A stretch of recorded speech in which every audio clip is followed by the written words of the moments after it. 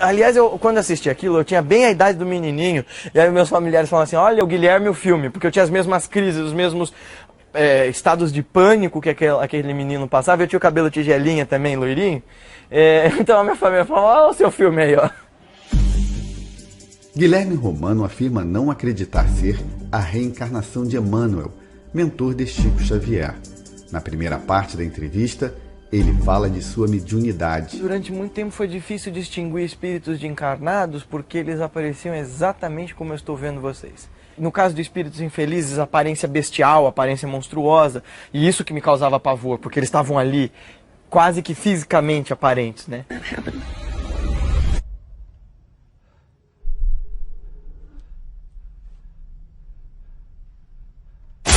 Meus pais, eles são comerciantes, são floristas, os dois, trabalham com floricultura, decoração. Eu nasci na zona leste de São Paulo e, bem, sou médium desde que nasci e tive o privilégio, imagino eu, de nascer numa família espírita. Eu comecei minha caminhada espiritual ali na Casa Perseverança, na zona leste também de São Paulo, um dos maiores centros espíritas do mundo, lá com Dona Guilmar, discípula do Chico.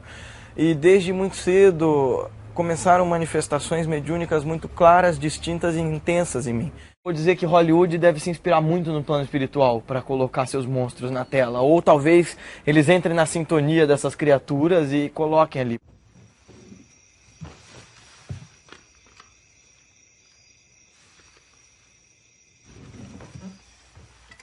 Barulhos, sustos, transformações daqueles espíritos em monstros que eu eventualmente me assustava. É um episódio que eu lembro muito bem, até conto no livro que eu escrevi, o primeiro livro que eu escrevi. Eu assisti o filme daquele filme da Múmia com o Brendan Fraser, que é um filme super bobinho de aventura, muito legal. Mas os obsessores acharam ótimo aquilo e se transformavam naquelas múmias durante meses. E eu sabia que eles não eram bem múmias, que eles se transformavam naquilo porque me assustava, mas ainda assim era terrível ver um monte delas no meu quarto gritando e me arranhando.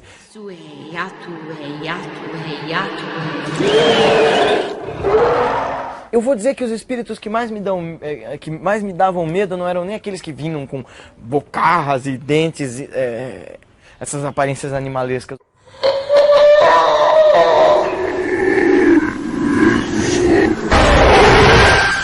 Os que mais me davam medo eram aqueles que, com uma aparência quase que angélica, mas uma vestimenta que você via que não era lá. Eles não usam tanto estereótipo quanto a gente pensa. Então, alguns tinham aparência muito boa, usavam roupinha clara e tudo, mas você percebia no olhar deles uma malícia, uma maldade, uma vontade intencional de te causar qualquer mal-estar, e isso dava medo. Você pensar, existe ali uma consciência física, encarnada ou desencarnada, né, física ou não física, que intencionalmente se devota a prejudicar alguém, e isso dá medo, isso é assustador demais. Eu passava mal em cemitério, via espíritos de pessoas muito apegadas ainda ao corpo, querendo ficar ali, sendo enterradas juntos, era um desespero. Eu conto uma história dessa no começo do meu novo livro, que vai ser lançado logo logo, de um acidente de carro em que o espírito desencarnado pulou para dentro da Fiorino, né, do meu pai, um camburão, a gente estava lá atrás, eu e meu irmão. De repente eu senti um arrepio, e aí quando eu olho para trás, tá ali um sujeito todo arrebentado, um rapaz jovem, né. Eu falei para os meus pais, olha, eu sei porque que tá trânsito, é porque tem um moço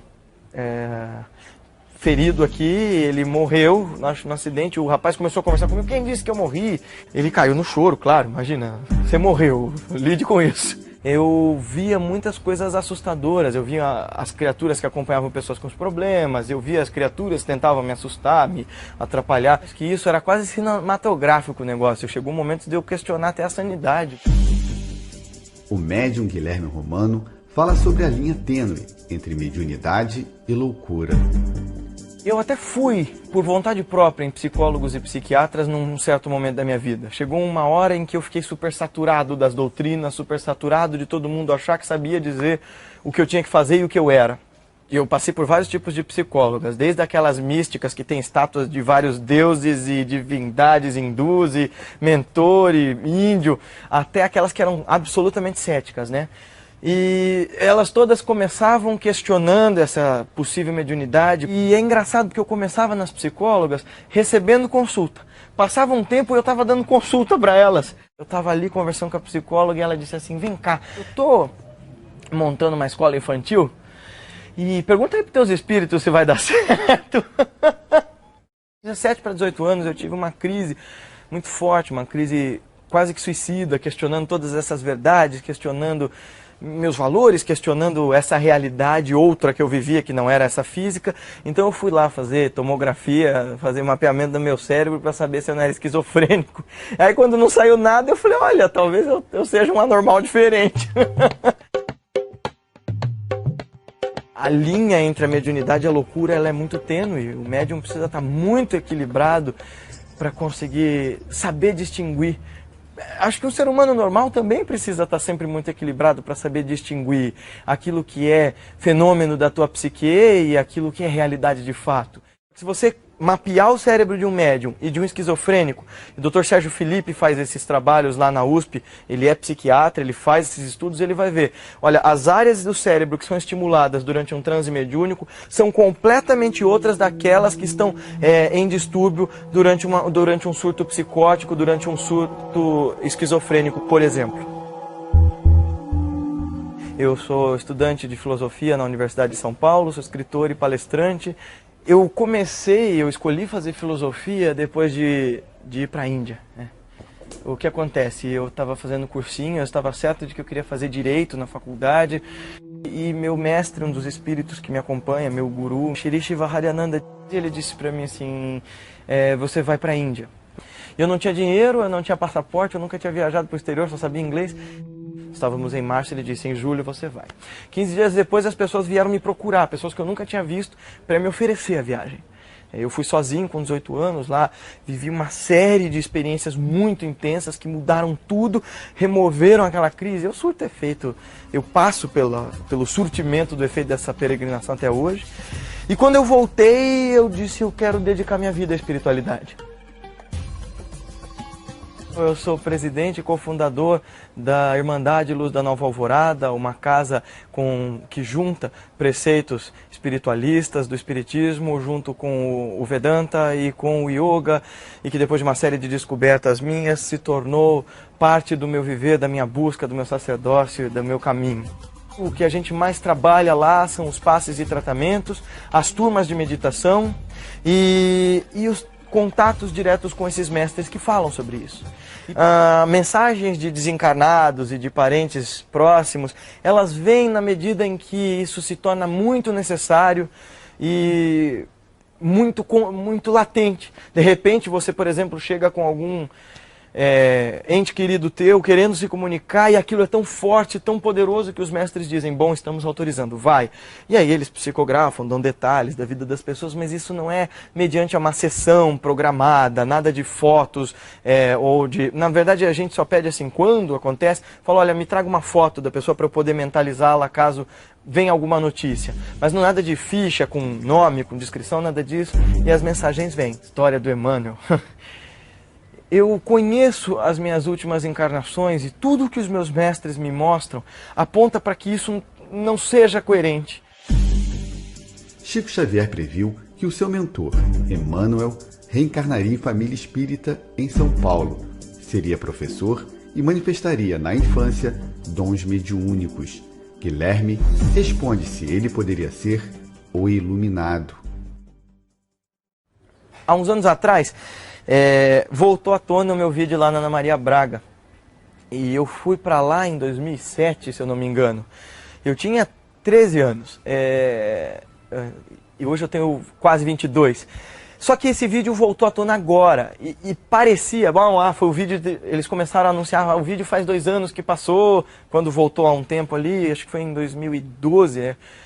E aí a idade batia com a suposta idade do Emmanuel e começaram a dizer, olha, ele é super parecido, olha, ele tem uma vontade de educar, ele tem uma vontade de trabalhar com educação, porque é o que eu sempre falei, ele gosta de falar, ele gosta de escrever, então ele é o Emmanuel.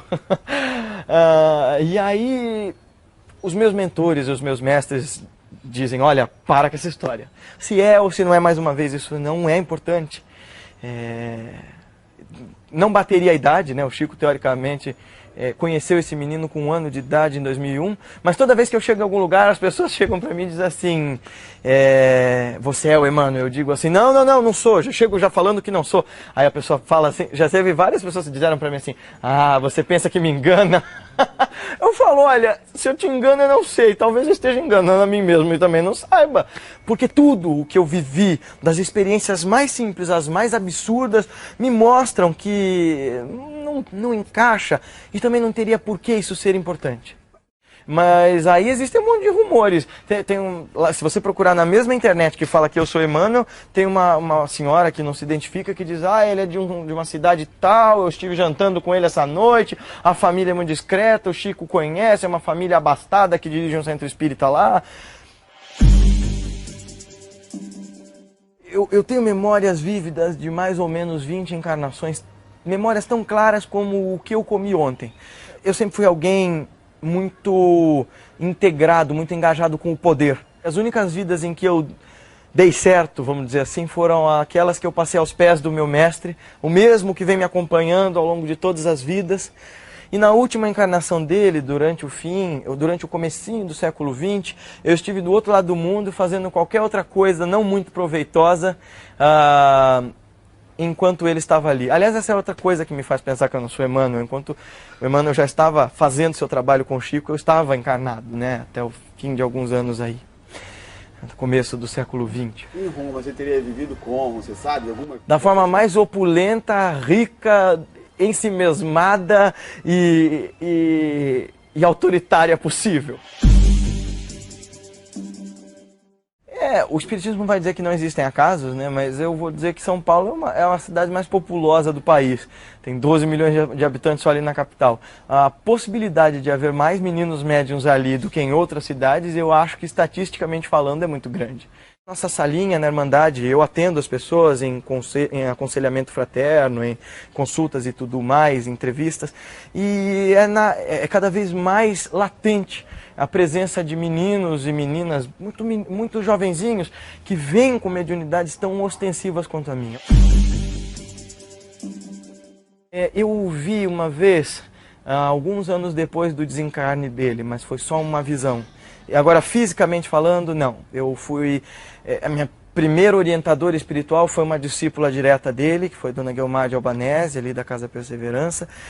E o Perseverança todo se estruturou sob a orientação e a égide do Chico, né? Então eu vivi a leitura de tudo que ele escreveu, de tudo que ele falou, mas eu não tive a honra de conhecê-lo, até porque quando ele desencarnou eu tinha só 9 anos de idade, né? Isso foi em 2002.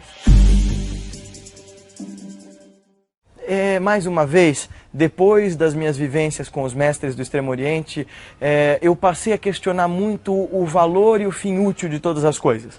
Para que serve? Por quê? Qual que é o valor final de saber uma coisa dessas? Por que é tão importante eu saber a identidade de alguém se eu não conheço nem a minha identidade última? Aquela que eu preciso de lapidar, conhecer e transformar para adquirir um estado de contentamento e de autopercepção muito maiores do que aqueles em que meu ego e minha ignorância me colocaram até agora.